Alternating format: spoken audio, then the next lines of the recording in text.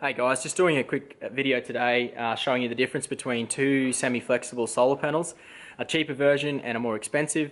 The more expensive version is about twice the price of the cheaper one. You'd probably find the cheaper one on eBay for between $100 and $200, and the more expensive one would be between $300 and $400 to buy. They're the same on paper. I bought them directly from the manufacturers to test and try and potentially sell one of them. So yeah, the things that I'll be going through are just purely the physical differences that I can see. This is not a very technical analysis and not a very thorough test. I mean, the better test would be to have them mounted outdoors and run for a few years or months, however long they last, and see how their performance goes. And I might also whack them on through an MPPT and charge a battery just to get their performance. Guys, so I'll just do the performance test between the two, and I'll probably play this first because I guess this may be what people are just really interested in. Got to give the people what they want, right? We got two panels here side by side, trying to emulate the exact same conditions. I'm just plugging one in through the Victron MPPT over here, then charging the 12-volt batteries over there. They're in same position, same amount of time in the sun, so it should be similar temperature. It's a good day today. There are not many clouds around, so as long as there's no clouds come over in between testing them, it'll be pretty similar. Not perfect, I know, but anyway, give us a good idea. I've done the first one. The first panel, the cheaper panel, is coming in around 65 watts on average, getting up to 68. God, this is just pretty classic Victron, having that pretty awesome technology. I can just sit here and, yeah, Bluetooth running and telling me what the power input going through is. So charging phase, yep, so around, it's like 65 to 68 watts. That's roughly what we're getting. So I'll flick over and test the other. So this is the other panel now. I've just plugged it in, let it sit for a while. We're at 75 watts. So a 10 watt difference. I will add as well a little bend in the panel, which I'll talk about a bit later. That would also sort of maybe have a bit of an impact of watts. So yeah, 10 watt difference, which is, I think that's about 16% or so, just straight off the bat. So these are the two panels you can see here now. This is the cheaper panel and this is the more expensive panel. On paper, they're supposed to be exactly the same. They're around about 100 watts, a little bit more, both using SunPower cells and both encapsulated in ETFE. Just quickly on ETFE versus another common or popular material to use to encapsulate the cells is PET, and it looks something like this. These sort of cells that you see on little mini portable ones or other larger folding panels, they're just like a smooth plastic material.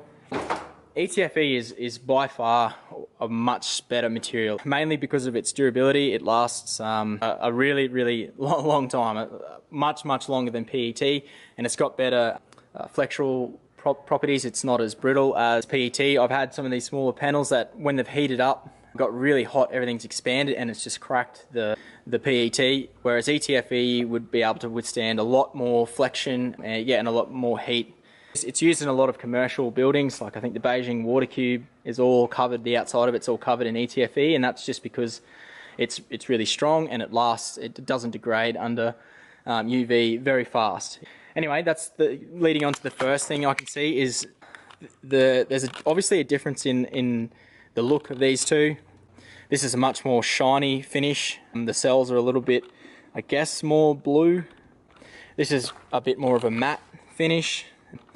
And yeah, the cells are a bit darker, so you can see the dimples in the finish, and that's the ETFE material, the way that it's been, I think the way that it's been sealed on. So I know for a fact that this company uses high quality ETFE from either Japan or the USA, and I'm not sure what company this uses, but there's obviously a clear difference. This one even feels a lot smoother. Or feels different anyway, smoother, I guess, than this one, somewhat. So yeah, that's the first thing that I can tell or I can see. Secondly, jump onto the cells. Now, both of these claim to be using SunPower, genuine SunPower cells, and a lot of companies, a lot of cheap panels around claim to use SunPower cells. And I'll tell you what I understand what happens is that SunPower produce these cells, then they test them. SunPower has minimum grades, performance grades that the cells have to meet. If the cell doesn't meet that grade, they're discarded into another pile, and that pile is then, I think that's sold off to different manufacturers, like the ones in China that get these cells for a really low price, chuck them in their panels and then say they're using SunPower, which they are. And sometimes the cell actually, there might not be anything wrong with it other than it didn't meet the performance criteria of SunPower. But I think they can also have defects in them. And if you've seen any pictures online of these sort of panels that have had hot spots burnt through them, you know, that would probably be from a faulty or defective cell that's heated up, had too much current or whatever go through it, it's heated up and burnt right through, which can be a pretty serious problem. But back between these two, I don't know. I'm pretty certain this company uses genuine cells. Also, this company does claim to use genuine cells as well. The manufacturer can produce a proof of purchase from SunPower. I guess that's one step towards proving it, but I guess there's no real other way. I mean, other than, you know, owning them for a few years and seeing what happens. I'll just explain too. There's in the back here, you can sort of see the shiny. There's little tabs that connect the cells together, and I know this company's explained to me that they use a special type of tab, and this tab is, I think, 10 times the cost of a normal tab that would probably be used by cheaper manufacturers, and it's specifically designed to connect these SunPower cells and gets just a superior material, and it also has better connection, designed to connect SunPower cells together. So that's just another thing quickly. So yeah, the other really obvious thing. So I've been testing these out put them out in the sun and test them. When I've tested these cells, I didn't have a rack wide enough, so there was an overhang, and yeah, you can see from this panel here that it's warped, completely warped, and it actually hasn't really recovered from that warp. When it cools down, it comes back a little bit, but it's sort of retained that shape now. It's sort of bent into that shape. So that's obviously a difference in the backing material, so that white backing material between the two. The SunPower, it's overhung as well, and it hasn't changed, gotten any worse at all. It's stayed the same. So yeah, there's definitely a difference there in the backing supporting material between the two. Hey guys, so I've just jumped back in the shade. It was super bright out there today. So yeah, you can, just looking at the two junction boxes, I think this is a pretty important part to take a look at. Just looking at this one first, I mean the plastic, it just from the feel of the plastic on this cover, it feels a little bit, I guess, maybe lighter than this one. Pretty hard to tell, but it's got a little bit of a plasticky feel about it, I suppose, and it's not a very scientific, I know. This has got PVXC502 on the cover. I've seen a lot of these on eBay. Looking over at this cover, this has got IP65 4mm², 1000 volt DC. It's got a TUV symbol there, so I think it's obviously passed some sort of TUV testing standards. And it feels like the connection to the board is quite strong. Nice. It's got a really nice, neat mold to the backing material, to the panel. This connection here is actually quite well. You might be able to see some of the goop that they've used, and it looks quite neat. I've had a few other ones that haven't had as neat a job done around here, around the infills. But I mean, yeah, I mean it's not too bad. Looks like it's on there pretty well. I'll pop these covers off. And, I've got a few of these panels, and some of those covers come off super easy. Slightly knocked and they've come off. That one's a lot tougher. Anyway, so we'll look at, if you can see in here, so yeah, I mean, definitely better than what I'd be able to solder, but still probably, yeah, it's not that great that it's sort of just sitting in there like that. So there's the lid. It's got a little rubber seal around it. Just the fact that the lid's really not that hard to get off. I don't really know how strong, how good this plastic is, how long it would last out in the sun and out in the heat. You know, I think maybe if this deteriorates at all and water or moisture gets into here, it's definitely not going to be a good thing. Yeah, so that's just taking a look in there. Over to the other panel, and you can't even see in there because it's filled up with some sort of resin or silicon.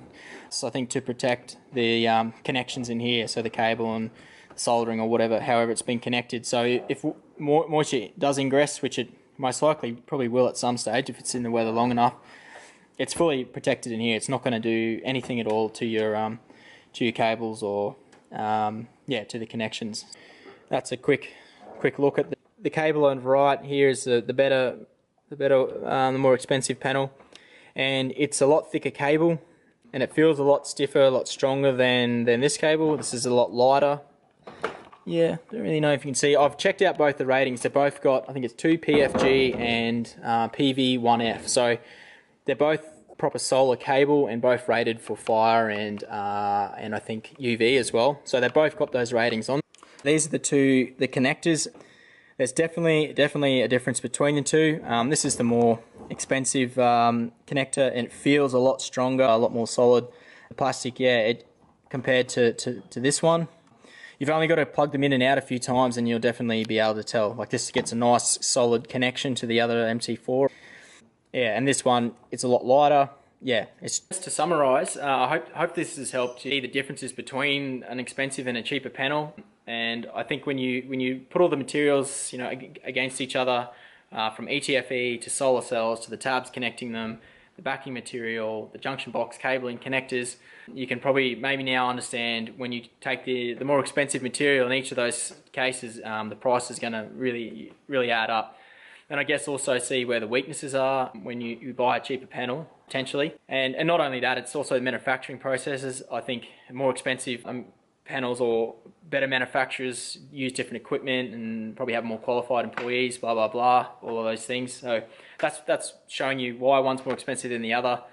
And if it was me to be mounting one of these outdoors permanently, I probably wouldn't really even consider a cheaper panel. Go with the more expensive. I think the cheaper one would be far too prone to failure at some point and potentially be quite dangerous. And if you were in a budget, definitely by far the best bang for buck is the standard glass aluminium panels. I think then followed by the folding fabric style, either PET or ETFE, and I'd go ETFE for sure. Then it's the semi-flexible panels. So anyway, I hope that gives you a bit of an overview. Thanks for watching, and cheers.